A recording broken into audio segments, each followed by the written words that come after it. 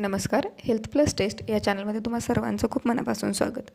आज या व्हिडिओमध्ये आपण माहिती बघूयात चामखीळ कशी काढायची याविषयी. तर चामखीळलाच वार्ट असं म्हणतात. तर हे कशामुळे होतं, तर एक व्हायरल इन्फेक्शन असतं.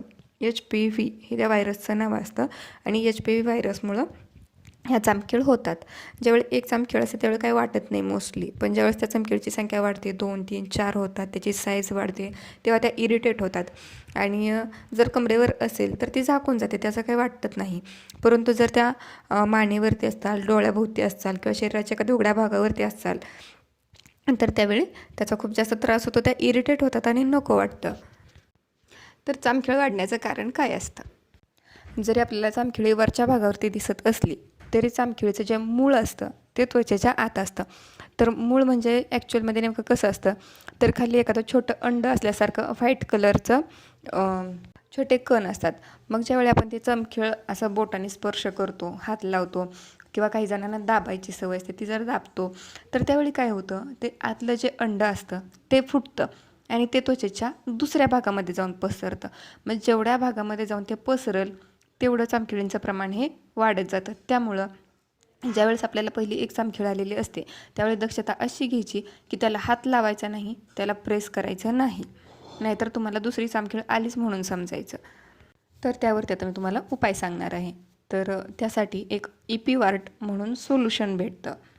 शक्यतो डॉक्टरांच्या सल्ल्यानेच घ्यायचं. तर ते इपिवार्टचं सोल्युशन घ्यायचं.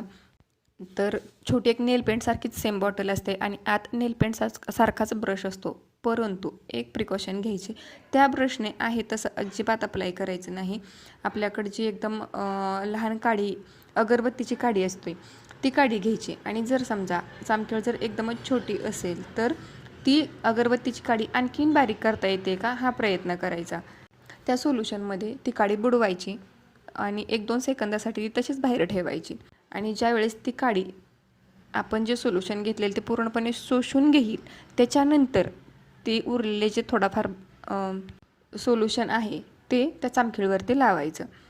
म्हणजे आहे तसं आपण सोल्युशनमध्ये ती काडी बुडवली आणि ती आहे तशीच आपण चामखीळीवर लावली तर ते थोडंफार ॲसिडिक नेचर असं, त्याच्यामुळे ते आपल्याला चरचर करतं.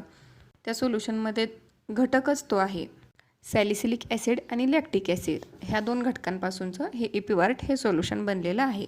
तर ज्यावेळी आपण ते त्वचेवर ॲज इट इज अप्लाय करू त्यावेळेस ते त्वचेला चरचर करतं, त्या ठिकाणची त्वचा आहे ती काळी पडते. जर तुम्हाला चेहऱ्यावरती, डोळ्याभोवती हे सोल्युशन अप्लाय करायचं असेल तर मी स्वतः तर प्रिफर करायला सांगत नाही. तुम्हाला जर डॉक्टरांनी सांगितलं असेल तर तुम्ही डॉक्टरांच्या म्हणण्याने तुम्ही ते डोळ्यावरती किंवा नाजूक भागाला लावू शकता.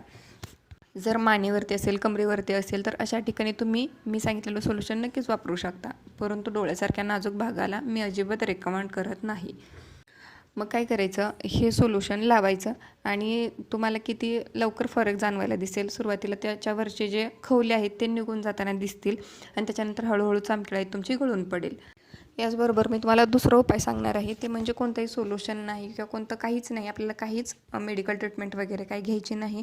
कोणत्याही मेडिकल ट्रीटमेंटशिवाय एक दुसरा उपाय करण्यासारखा आहे, तो म्हणजे आपल्या डोक्याचा एक लांब केस घ्यायचा आणि चामखीळ जर मोठी असेल तर त्याची घट्ट अशी गाठ बांधून ठेवायची आणि ती गाठ सोडायचीच नाही. काय होतं, चामखिळीला आपल्या रक्तपुरवठा आपल्या शरीराकडून कंटिन्युअसली होत जातो आणि त्यामुळे ती वाढत जाते किंवा ती आहे तशीच आपल्या शरीरावरती चिकटून राहते. पण ज्यावेळी आपण अशी गाठ मारू त्यावेळेस आपल्या शरीराकडून त्या चामखिळीला कोणताही रक्तपुरवठा होणार नाही आणि हळूहळू ती गळून पडेल. 1-2 ते 3 दिवसामध्ये ती चामखीळ गळून पडते. जर तुम्हाला केस नसेल, केसांनी बांधता येत नसेल, गाठ व्यवस्थित बसत नसेल तर तुम्ही दोऱ्याने बांधू शकता. फक्त त्वचेला कोणती इजा होणार नाही एवढी काळजी घ्यायची. तर दोऱ्याने देखील चामखीळ गळून पडते. तर तुमच्या चामखिळीवरती नक्कीच हे उपाय ट्राय करून बघा. व्हिडिओ आवडला असेल तर व्हिडिओला लाईक करा, चॅनलला सबस्क्राईब करा. परत भेटू अशाच एका छानशा व्हिडिओमध्ये. तोपर्यंत धन्यवाद.